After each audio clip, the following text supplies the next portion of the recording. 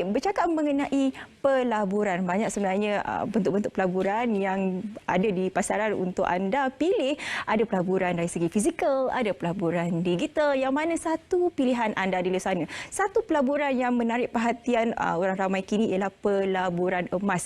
Apakah itu pelaburan emas dan adakah ianya berbaloi? Bila kita bercakap mengenai pelaburan emas ni, ramailah wanita-wanita di sana yang sekarang ini buka mata kerana ini merupakan pelaburan yang paling digemari oleh wanita. Untuk bercerita mengenai pelaburan emas ini bersama dengan saya di studio, Encik Muhammad Sahar Mahdin, Presiden Dewan Perdagangan Islam Malaysia. Assalamualaikum. Waalaikumsalam. Apa khabar Syafiqah? Selamat Hari Raya. Alhamdulillah. Selamat Hari Raya. Bagaimana raya tahun ni? Alhamdulillah, saya dapat beraya di kampung halaman saya di Bangi, di Selangor. Kemudian 3 hari lepas saya pulang ke rumah mertua saya di Kota Baru.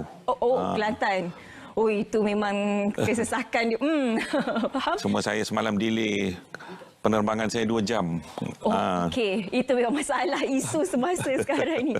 Baik, kita bercakap mengenai pelaburan. Tapi hari ini kita nak fokuskan kepada pelaburan emas. Seperti mana saya katakan tadi, bila kita sebut pasal emas ni, kalau wanita tu mata dia kecing, bersinar-sinar dah. Sebab ini antara pelaburan yang paling diminati oleh wanita. Tapi sebelum itu, kita nak bercerita terlebih dahulu. Apakah itu pelaburan emas sebenarnya? Dan kebaikan dalam pelaburan emas ni, apakah dia? Ya, Syafiqah, kalau kita lihat sebenarnya, sebenarnya emas ni satu ciptaan yang Allah berikan, Allah kurniakan kepada umat manusia. Dan kalau kita melihat hari ini, emas ni merupakan barang yang sangat bernilai, bukan saja di sisi manusia, tapi Allah menyebut dalam Al-Quran beberapa kali bahawa emas ni merupakan simpanan yang sebenar, dan emas ni sebenarnya boleh mencipta kekayaan. Cuma kita dalam konteks kehidupan kita, gaya hidup kita, kita hanya melihat emas itu sebagai suatu barang hiasan, barang yang mungkin perhiasan. Bila kata perhiasan ni maknanya benda yang suka nak ditunjuk-tunjukkan, suka dipamerkan. Tetapi kita kurang melihat ianya dari sudut pelaburan dan juga ekonomi. Ini yang sebenarnya sampai masanya saya sebagai Presiden Dewan Perdagangan Islam Malaysia mahu hari ini kita melihat bahawa membawa masyarakat keluar daripada kepompong itu. Jangan melihat emas itu sebagai barang hanya digunakan sebagai perhiasan simpanan, kerana kalau kita tidak kaitkan dengan ekonomi. Ini insya-Allah kita akan kembangkan perbincangan ini pada hari ini. Jika berkata mengenai emas itu boleh dijadikan pelaburan, apa di antara jenis-jenis pelaburan yang ada yang berkaitan dengan emas ini? Ya, secara umumnya emas ni memang kita ada pilihan di sini. Dalam konteks konvensional, yang paling mudah ialah membeli emas secara fizikal dan kita simpan. Ini secara tradisinya. Tetapi hari ini berlakunya inovasi, dan zaman ledakan digital hari ini membolehkan orang ramai menjalankan perniagaan transaksi emas secara digital. Kenapa penting digital ni, Syafiqah? Kerana harga emas di dalam dunia ni ditentukan oleh satu badan saja, iaitu London Metal Exchange. Maknanya kita di Malaysia, sama ada kita orang berada di negara Afrika, negara Brazil, seluruh dunia, dalam satu masa harga emas satu saja, iaitu yang ditetapkan oleh London Metal Exchange. Jadi, dan harga emas ni berubah-ubah setiap saat. Ini yang masyarakat kita tak tahu. Jadi, macam mana cara kita nak mendapat peluang dari segi kenaikan dan penurunan emas ni? Maknanya, adanya solution digital, kita boleh membeli emas, katakan berlaku penurunan harga emas pada waktu 11 malam, contohnya 10 malam. Kalau secara fizikal, macam mana kita nak beli emas pada waktu malam? Kedai pun dah tutup. Keesokan harinya pula, kedai dah buka, harga emas naik balik. Sebab saya sebut dia setiap saat harga emas berubah. Sebagai contohnya, sewaktu perang krisis Rusia dan Ukraine, dalam satu malam emas naik 4.4%. Macam mana cara nak beli? Tak boleh beli kalau tidak ada solution digital. Di sini pentingnya juga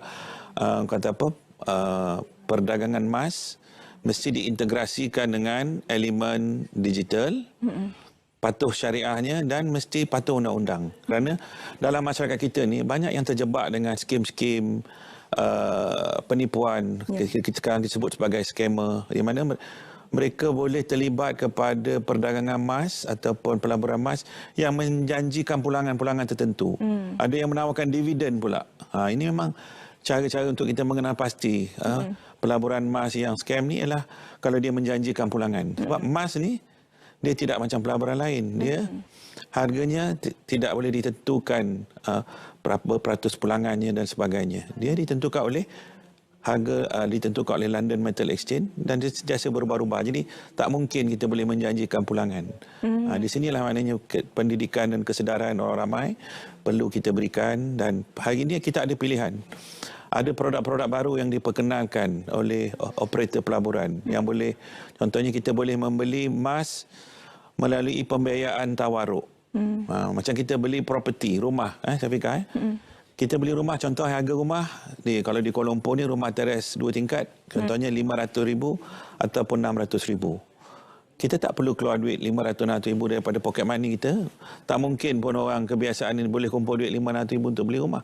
Kita boleh keluarkan 10% deposit, kemudian kita boleh dapat pembiayaan 90% daripada pembiaya. Jadi sama. Konsep ni boleh diterjemahkan dalam urus niaga emas juga. Maknanya orang ramai boleh mendapat gandaan ataupun tambahan pembelian emas menggunakan kaedah tawaruk. Ini satu lagi yang kita nak war-warkan, maknanya hari ini dalam kita berekonomi. Kita tak melihat emas, kita tidak integrasikan emas dalam bentuk ekonomi. Kemudian kita tidak melihat syariah, kita kaitkan dengan perniagaan dan bisnes. Syariah memikirkan soal, mungkin terlalu memikirkan kaedah syariah. Kemudian emas, cerita dari segi perdagangan emas. Sekarang ni kita perlu integrasikan elemen syariah, instrumen syariah yang memang sistem muamalat Islam ni boleh mencipta kekayaan untuk umat manusia. Tinggal lagi kita tidak explore, tidak mencari sepenuhnya. Kemudian emas tu memang Allah dah janjikan itu sumber kekayaan yang sepatutnya kita kembangkan, bukan hanya menjadikannya sebagai barang perhiasan saja. Kemudian kita implementkan juga, integrasikan dengan digital solution. Jadi maknanya dengan 3 ni, menggunakan kekuatan emas, kekuatan syariah dan kekuatan digital ni membolehkan kita hari ini mencari penyelesaian baru yang boleh menyelesaikan pemulihan ekonomi dan mengembangkan ekonomi kita. Inilah sebenarnya sangat menarik, Syafiqah, kalau kita melihat bagaimana emas itu kita boleh menjadikan dia sebagai instrumen ekonomi.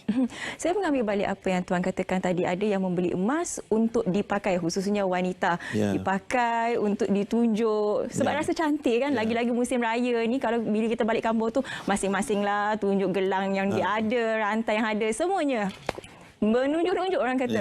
Tapi bila wanita membeli emas ni, mereka mengatakan bahawa bukan beli semata-mata cantik, tapi inilah untuk pelaburan masa hadapan. Adakah berbaloi sebenarnya membeli emas yang dipakai itu sebagai pelaburan? Kalau dari segi pelaburan, Syafiqah, kalau kita membeli emas di kedai-kedai penjualan emas ni, sebenarnya mereka kena lihat berapa spread. Ini bahasa perniagaan emas ni. Spread tu maknanya berapa kadar keuntungan yang kedai tu ambil daripada harga emas tu kepada kita yang kita nak beli. Jadi saya sebutkan tadi, masyarakat kita sepatutnya tahu. Sekarang ada online, kita boleh cek dalam Google berapa harga LME. Kemudian kita pergi kedai emas, kita tengok berapa harga yang mereka jual. Di situ kita tahu. Ada kadang-kadang dijual sehingga spread ni 30 hingga 40%. Jadi kalau nak dapat keuntungan dari segi pelaburan tu, emas ni hanya naik lebih kurang antara 20 hingga 25% saja setahun. Jadi kalau beli barang perhiasan, awal-awal beli tu dah kena markup 30%. Kemudian bila kita nak pakai duit, kita nak jual, dia akan potong atau markdown lagi 20%. Macam mana nak untung? Jadi hari ini solusinya ialah dengan menggunakan pembelian secara digital. Maknanya spreadnya rendah dan kita boleh jual balik pada harga London Metal Exchange. Carilah produk-produk yang ada dalam pasaran yang memperkenalkan konsep digital di mana spreadnya rendah. Sewaktu kita beli, dan bila kita jual, kita tidak dikenakan markdown yang terlalu tinggi. Jadi ini formula yang harus dipelajari oleh masyarakat awam supaya mereka tidak hanya terikut-ikut. Orang kata kedai itu murah, dia serbu kedai itu sampai pecah kedai itu. Jadi sedangkan mereka tak tahu yang pembelian mereka itu tidak membolehkan mereka mendapat keuntungan yang cepat. Ya, betul. Sebenarnya bukan emas itu yang boleh berikan kekayaan, tapi ilmu. Kalau ada ilmu, apa saja boleh jadikan kita kaya sebenarnya. Jadi bercakap mengenai ilmu ini, bagi mereka yang baru sahaja nak melakukan melakukan pelaburan. Tetapi mereka mahukan keuntungan yang cepat. ROI itu dapat cepat. Adakah sesuai dengan pelaburan emas ini? Ya, sesuai dengan syarat mereka mengetahui satu memilih produk emas tu, syarikat yang menjual tu, keturunan emas tu mesti dipastikan dulu betul kan. Kemudian melihat macam mana formula dia. Kalau hanya membeli emas yang barang perhiasan untuk dapat keuntungan, memang lambatlah Syafiqah. Mungkin mak saya, tadi saya tanya dia, kata mak beli rantai ni berapa? Dia kata dulu beli dalam 1,700. Tapi dengar kata sekarang dah 5,000. Saya tanya, lepas tu saya cakap, bila mak beli? Masa kamu mula-mula nak lahir, lepas lahir tu. Maknanya dah dekat 50 tahun. Jadi tak menarik lah. Maknanya kalau sampai tunggu 40 tahun baru nak meningkat dia punya nilai 3 kali ganda. Tapi maknanya sebab dia beli barang perhiasan. Jadi hari ini kita dari segi pemilikan harta, Syafiqah. Kalau kita nak berbicara tentang pelaburan dan bisnes, kita membeli emas untuk tujuan apa? Untuk tujuan perhiasan atau untuk tujuan pelaburan? Kalau untuk tujuan pelaburan, kita ada banyak pilihan. Kita boleh membeli emas menggunakan platform digital satu yang kita tak perlu tengok pun. Sebab orang perempuan ni, Syafiqah, kalau dia pakai cincin ke gelang, dia tengok di jari dia, beli 1,000, sekarang harga 5,000, belum tentu dia nak jual. Sebab dia tengok hari-hari. Cantik pula tu kan, sayang nak lepas kan. Tapi kalau digital, dia tak tengok. Dia tengok angka je. Beli 1,000, dalam masa 2 tahun dah jadi 5,000. Dia secara psikologi ni orang dia tak akan sentimental. Tapi kalau dia tengok hari-hari, lagi dia susah lah nak jual sebab dia rasa sayang tu kan. Ini satu benda yang biasa dalam masyarakat kita. Manusia kan, naluri dia memang macam tu. Tapi kalau kita bercerita pelaburan, kita tak boleh sentimental.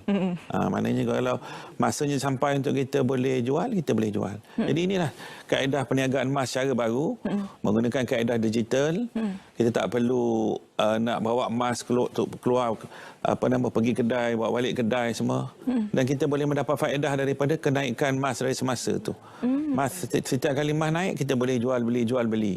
Dan ini telah diwujudkan oleh beberapa platform pelaburan emas yang kita boleh cari dalam pasaran. Dan paling penting, kena lihat dari segi aspek kepatuhan syariah dia. Sebab bila kita sebut emas digital tu bukan emas digital, transaksinya secara digital. Tapi emas mesti wujud. Itu konsep yang dibenarkan dalam konsep syariah. Maknanya emas mesti wujud, ada sertifikatnya, ada dokumennya untuk nak memastikan emas tu benar-benar wujud dan boleh dijadikan transaksi. Jadi ini pentinglah Syafiqah, sebab ramai anak-anak muda sekarang ni mereka memerlukan pendapatan. Bila dalam soal nak mencari pekerjaan susah, jadi mereka cuba mencari jalan untuk menjana pendapatan. Dan banyak juga yang terjebak dengan skim-skim pelaburan yang satu yang tidak patuh syariah, kedua yang tidak legal.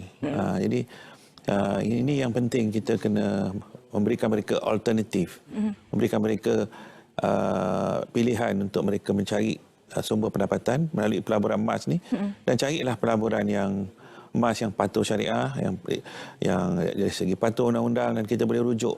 Dan Dewan Perdagangan Islam Malaysia sebagai pusat ataupun pihak yang boleh dijadikan rujukan boleh refer kepada kita. Kita boleh memberikan bimbingan, pendidikan dan sebagainya. Menyentuh mengenai anak-anak muda ni, mungkin mereka juga tidak mempunyai modal yang tinggi. Jadi mungkin pelaburan digital ini juga boleh memberi peluang kepada mereka, kerana difahamkan pelaburan emas digital ini kosnya juga ataupun charge-nya agak minimum, agak rendah. Memang betul, sebab oleh kerana kenapa hari ini, saya fikir kalau kita lihat dalam kehidupan kita, hari ini kita menggunakan banyak solution digital. Contohnya kita nak order makanan, kita tak perlu pergi lagi ke kedai, restoran lagi. Kalau kerja dalam pejabat ni, macam bila nak pergi, nak habis masa 1 jam untuk nak pergi makan. Jadi solution digital boleh memberikan penyelesaian. Serupa juga dalam bentuk pelaburan. Kenapa kedai emas tu dia perlu menjual harga emas yang pada harga yang mereka jual sekarang dengan spread yang agak tinggi, kerana mereka ada kos. Saya tengok kedai emas, dia tak boleh buat macam warung. Betul. Mereka kena buat renovation yang mewah. Bayar pekerja pun kena pilih pekerja yang cantik-cantik, sebab nak jual emas ni. Kalau macam saya ni jual memang tak laku lah. Nak cari model lagi. Kena bayar gaji yang tinggi. Kemudian kena ada insurans, nak kena cover mereka, kena security lagi. Security pula yang ada senapang pula. Nak jaga emas ni. Jadi dengan sebab itulah emas tu tak boleh dijual pada harga yang rendah dengan cara tradisional. Betul. Tapi dengan penyelesaian digital, semua ni tak perlu. Jadi harga emas dapat dijual pada harga yang lebih rendah spread dia. Dan ini memberikan kebaikan kepada orang ramai supaya bila mereka beli pada harga yang rendah, bila masa saja bila emas naik, mereka terus tekan saja button, mereka dah dapat keuntungan. Ini hari ini digital ni boleh memberikan satu nilai tambah yang cukup berkesan dalam konteks kita nak menjana pendapatan dan menjana ekonomi. Ya. Bercakap mengenai pelaburan emas ni memang kita tak boleh sembang 15 minit. Sebab banyak lagi faktor-faktor yang perlu kita bincangkan mengenai pelaburan emas ni. Tapi itu sahaja masa yang kita ada. Encik Muhammad Sahamaddin, Presiden Dewan Perdagangan Islam Malaysia, bercerita mengenai pelaburan emas. Berbaloikah? Berbaloi kalau dijadikan pelaburan, kurang berbaloi kalau dijadikan sebagai perhiasan. Perhiasan semata-mata. Nilai nanti. Kita kena fikir faktor-faktor itu. Terima kasih sekali lagi saya ucapkan. Sama-sama. Baik, kepada anda semua daripada pelaburan emas, kita nak terus saja bergantung